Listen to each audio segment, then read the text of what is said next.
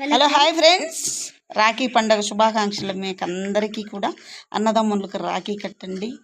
అన్న చెల్లెలు అక్క తమ్ముడు అనుబంధం అలానే ఉండాలని. నాకైతే సొంత అన్న అయితే లేడు, ఓకేనా? కట్టలేదు నేనైతే.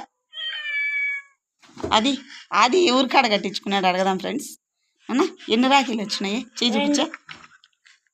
ఆదికి అక్క చెల్లెళ్ళు లేరు, నాకైతే అన్నోళ్ళు లేరు. అంతా చూడు ఎట్లుందో, ఎవరు బాధ ఎట్లుందో.